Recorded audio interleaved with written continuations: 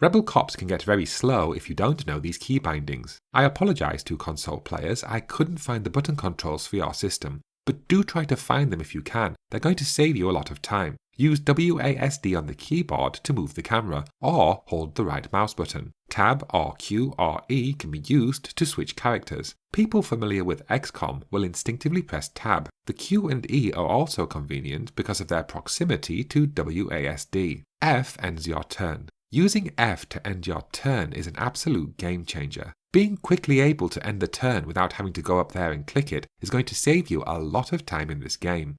V speeds up the game as you hold it down. You can speed up the actions and the movement of your own fighters. Holding down this button alone is going to make this game significantly more playable. Pressing and holding V speeds up the game in general, and this is true for the suspect's turn too. Hold Shift to see mission objectives or jobs. Middle mouse button or press X to enter the bird's eye view. You can see here that I'm playing the infamously massive estate mission, and the bird's eye view is a big help even in just figuring out which direction to go. F2 or F3 is for the save load screen, and again, it doesn't seem like much, but considering all the times you're going to save and load in this game, being able to access the save load menu with just the touch of a button is a big time saver.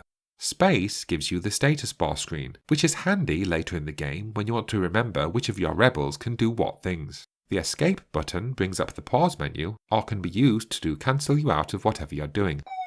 This is probably just a PC thing, but I changed my cursor from its default setting to System, and the mouse pointer subsequently became more responsive. When I played Rebel Cops on the PC with its default settings, there was this tiny micro lag that happened when I moved the cursor. It stopped being a problem when I turned the cursor to System. This is the construction site level, and I have spread my rebels around so that they can see as many people as possible without alerting the enemy. I scout out the area with the hostage using my sniper, and then I use shock and awe. Amazingly, even the enemies who were scouted are also arrested. The fact that you can scout the interior of a building and then arrest the people inside, well, it's almost like a superpower in this game. When you start your first real mission, you are introduced to the shop. Buy the gear upgrade and nothing else. If you buy any other stuff, it's just stolen from you before you start the first real mission. Save your money, because the first mission, the railroad mission, it can be done with just the materials that you are given. You don't need to buy extra. The door break function doesn't alert all enemies. Here my character breaks the door with no enemies around, and the closest guard doesn't hear a thing. Here my rebel breaks the door a little closer to the enemy, and it creates a questioning stance for 2 turns, but the enemy doesn't even bother to investigate. In this case, the enemy guard is pretty darn close, and you can see there the guard is alerted, who then goes on to alert every guard in the area. You can see here when I bat on the enemy, the other guard over there is alerted. I order my enemy to freeze and it works, but the other guard over there is yet again alerted. In this case, I arrest the enemy and the other guard is not alerted. Because the act of arresting makes the enemy disappear, it is far less likely to create an alert. The closer you are to a suspect, the more likely it is that freeze will work. This is especially true when the enemy has absolutely no idea that you are there. If you call freeze from behind cover, then your chances of it working are pretty low, but even after a failure, you are still relatively safe. It's the sort of risk that you have to weigh up. You can move after taking a shot. Getting out of the XCOM mindset is tricky at first, but remember, you can move after shooting if you wish. You can move after tasering, stabbing, or whatever. If you have action points left, then you can use them for whatever you want. And you can interact with things diagonally. See here how the enemy is partially behind cover, and yet I can still attack with the baton from a diagonal position. You can get pretty close to the enemy and still remain unseen. From my testing, you can move your character as far away as just one empty space, and the enemy will not be able to see or hear you. Obviously, you have to be stood behind, aka out of sight of the enemy, but just one space away is pretty close.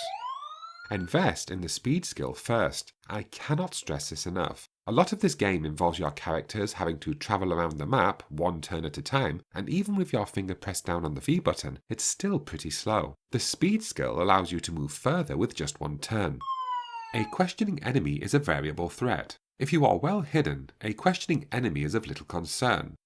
If you are in the eye line, then the enemy is probably going to become alerted within the next turn.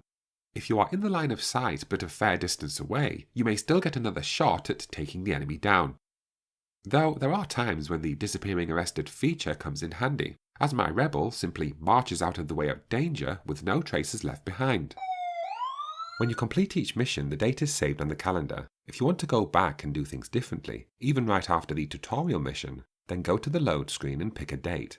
It shows you the available missions, how much money you have, and your street cred.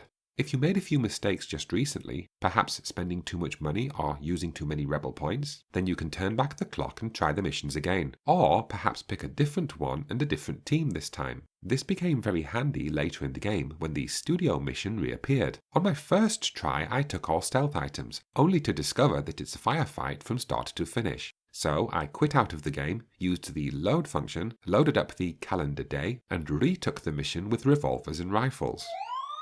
The Tazer is a super weapon in this game.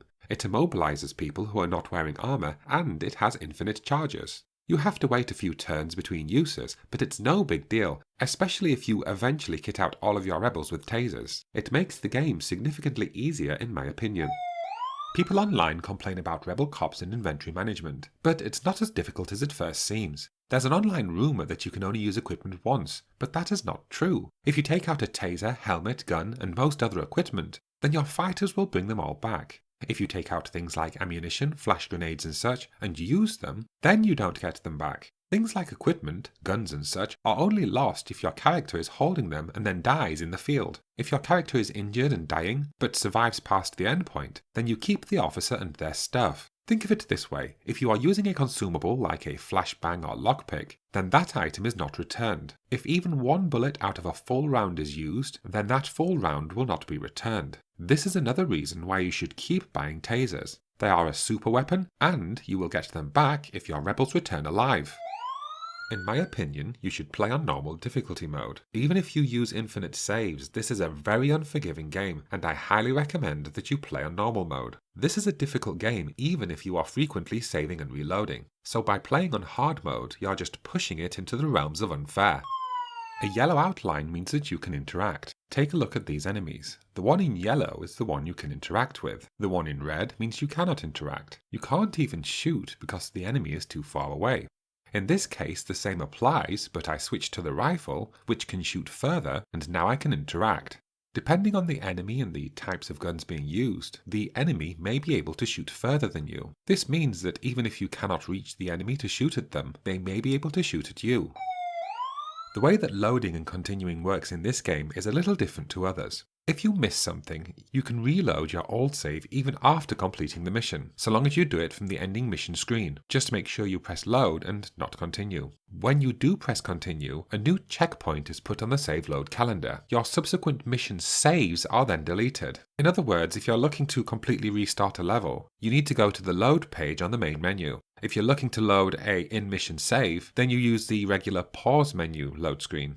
I mentioned this because I completed the railroad mission, and it said that I'd picked up 12 out of 13 valuables. Now it turns out this is because I rescued the arcade, and when I did, it was removed from the game. Ergo, the 13th valuable that I was missing was the arcade game. You can click your inventory stuff rather than dragging it over. It makes adding inventory a lot more efficient. Also, add in the gun first and then click to add the silencer. Click the ammo to load the gun, then click the ammo again to add rounds to your inventory slot. Experience is not divided among your rebels. Fewer cops does not mean higher XP rewards. The only reason to limit how many rebels you take is because of tiredness. It takes your characters at least one turn of rest to get over their tiredness. Tired cops have no hats on. Being tired lowers their chances of hitting with guns, tasers, and things like freezes and arrests. Take the big risks after a save. This sounds obvious, but if you're using the limited saves function, then the best time to experiment is just after you've saved. That way, when you reload, you're not going to lose a lot of progress. Even though I used infinite saves and kept reloading, I still had a good time with this game. Alert the enemy after a save and take a look around. Since you can simply reload after you've saved, try alerting as many enemies as possible and then take a look around to see who's where. After that, you load back into the game and you have a good idea of where all the enemies are located. It's just far cheaper than using the pinpoint skill. Modern game design often adds in extra rewards for finishing sooner, taking no casualties, not being seen, and so forth. This game, however, doesn't bother with time sync rewards. Stealth it up or shoot it up if you wish, and take as long as you like. If you take your time, you can set up little maneuvers like this, taking down all the enemies in one go so that the next turn I can arrest them. There's no downside to taking your time in this game. If you can come to terms with the very relaxed pace, you will have a better time as you play.